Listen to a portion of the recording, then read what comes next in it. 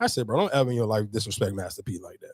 Like, I understand maybe because Master P, and sometimes that is the worst thing for some people, is like the longer your legacy lives on, you can kind of water it down.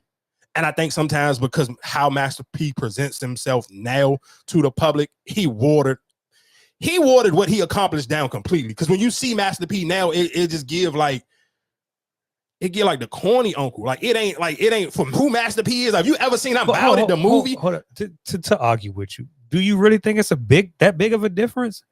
When we talk about actually rapping, like if you listen to what Master P was rapping and what Birdman was rapping, neither one of them was. No, listen, I'm not saying neither one of them was no great lyricist, but Master P carried shit by himself. About it is Master P. I'm about it. So you okay? So you saying Birdman can't do it? Birdman do not have a track where it's just Birdman, and you like he can't. He couldn't do a CD by himself where it's Birdman. No. Okay. All right. Yeah. I go with you. Hell no. Because I was just about to say, I'm like, but neither one of them was really good. No. But neither one of them was great at rapping. But even when you talking about this, because what you just when we talking about this top 10 trappers of all time, trap rappers of all times, like I get it. Like even if you were sitting here saying. But so I said Master P has done so, like it's just because the way he presents himself now is so corny. And I don't mean, and that's what I'm saying. I don't mean this. The ice cream, man. Nigga, like, Master P and ice cream man cook dope like this, make crack like this. Like Master P, that's what I'm telling you. That's why when you see his, but Master P has done that to himself.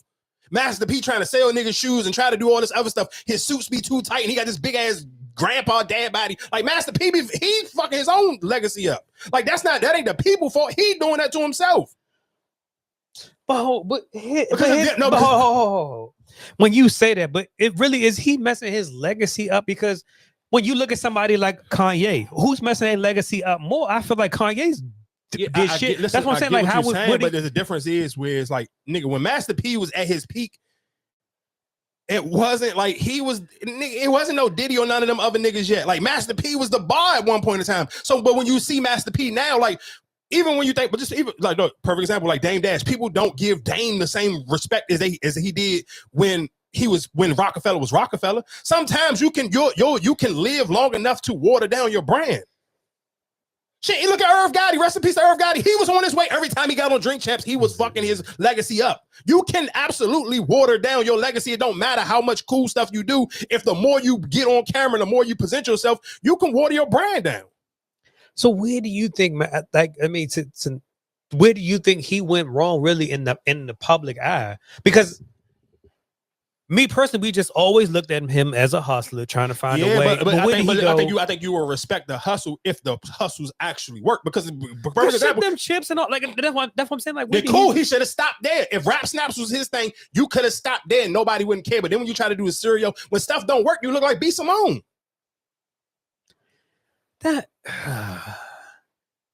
You can't. I get what you're doing. I get what you're saying. When he was trying to sell tennis shoes, so hold on. So like, my question to you, because the brands wasn't as big. He get more of a hood brand than his brands ain't even. But listen to what I'm saying, though, Marcus. But he could have he could listen to what I'm saying. If he would have stopped there, like let's just say he would stop at Rap Snaps and the Oodles and Noodles. That's cool. Like people respect it. They in 7-Eleven. They in every liquor store. No, if he could have just kept pushing them. I'm sure maybe the deal wasn't right, so that's why he trying to do other things. But when you try to do other things and the other things ain't right, perfect example. Shit, look at how niggas was kind of looking at LeVar Ball with the baller brand on. So it was like.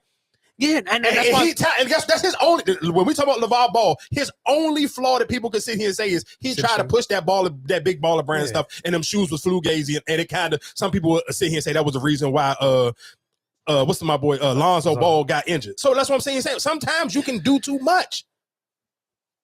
Like I said, I don't necessarily know what and that when you do sometimes when you do, sometimes even when you do too much, it make it look like your money funny. So now that make people question, like, and that's why I say because of the way his branding was more of a hood cheap. You know what I'm saying? Like it wasn't like because like I said, everybody do a lot of adventures and try products, but some people make it work, and that's why like nigga like Diddy felt like that's why Diddy felt like he was untouchable because everything he was doing it was working. Yeah, he made that Ciroc that work.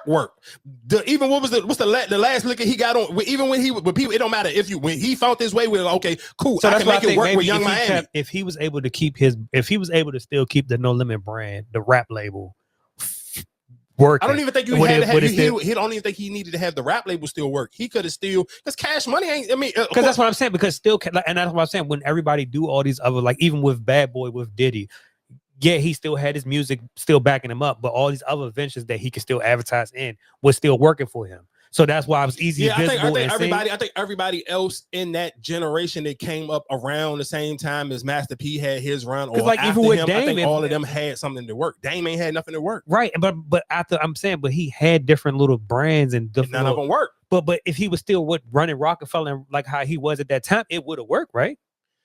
Maybe. You can't guarantee none of that stuff. But all I'm just, because perfect example, shit, Beyonce there was a story that was floating around on the internet before she just put up whatever hair care product she just put in Ultra. All her businesses, they was like Beyonce can't sell no product. Yeah. And that's that was the thing. Like, that was a topic. Like they were saying that Beyonce couldn't sell product. So this was the first product that she kind of, but I think just realistically for Beyonce is because she's not like, I've seen a lot of people making that comparison, even with her and Rihanna. She is not as friendly when it comes to, or as personal with her fan base. Like Beyonce almost like Michael Jordan. It's like, I'm Beyonce and I'm out of sight, out of mind. I'm not really communicating with my people, where it's like some people communicate with their people like consistently via social media. Shit, even look at how big LeBron is. LeBron still he still communicate. He still pick up the phone for Cass and that, and still do little like shit that kind of tap in. So I think sometimes that stuff matter. Master P just literally every time I see Master P, I just be like, bro, I can't believe this used to be my favorite rapper when I was a kid. Like, he's just so cheesy. Everything about Master P now is just cheesy as hell. Like, do you go watch Master P, I'm About It, the movie, and go look at Master P today in 2025? Like, you could be like, this can't be the same nigga. That's just it. And that's why that's why people won't never bring him up and put him in any of those lists, because sometimes the best thing to do is just to fall completely back. Allow your legacy to be your legacy, and then just pop out and do an interview like once in a blue moon. And right now, looking at it, it ain't too many people left, right?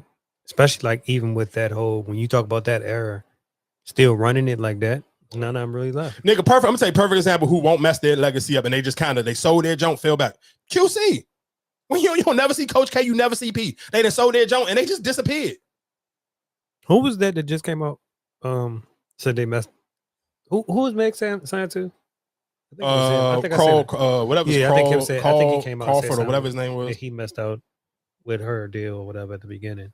I don't know. I don't really be paying him no attention. But again, I guess we can kind of get into a little bit more.